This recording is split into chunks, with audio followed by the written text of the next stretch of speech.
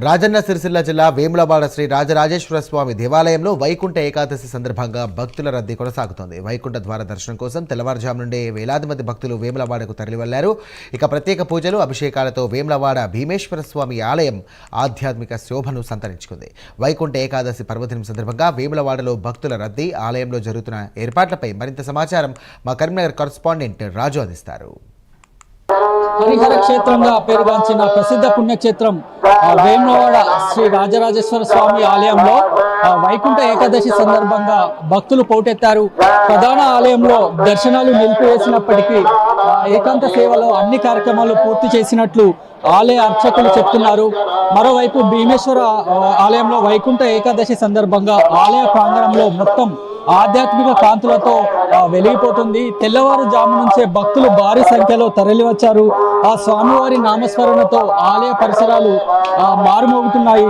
ప్రత్యేకంగా ఈ రోజు వైకుంఠ ద్వార దర్శనం ఉండడంతో భక్తులు ఎంతో భక్తి శ్రద్ధలతో ఆ క్యూ లైన్లలో నిలబడి స్వామివారి దర్శనానికి ఎదురు చూస్తున్నారు. ఈ ఉదయం నుంచే సుప్రభాత సేవ, అభిషేకాలు, ప్రత్యేక అలంకరణలు వైభవంగా కొనసాగుతున్నాయి.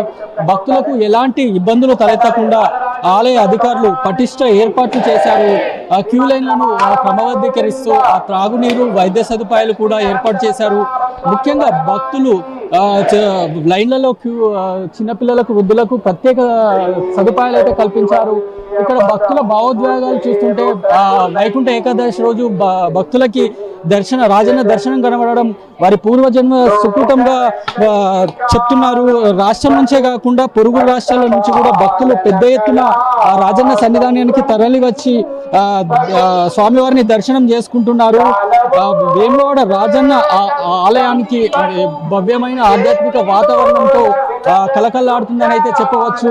భక్తుల రద్దీ కొనసాగుతుండడంతో దర్శనాలను కొంత సమయం పట్టే అవకాశం ఉండడంతో అధికారులు చెప్తున్నారు. మరోవైపు అనుబంధ ఆలయాలలో కూడా బద్దిపోచమ్మ ఆలయాలతో, నగరేశ్వర ఆలయాల్లో కూడా భక్తుల రద్దీ అయితే ఉదయం నుంచే కొనసాగుతుంది. ఉదయం నుంచే భక్తులు బద్దిపోచమ్మ ఆలయానికి బోనాలతో తరలి వెళ్లి అమ్మవారిని దర్శించుకుంటున్న పరిస్థితి అయితే కనబడుతుంది.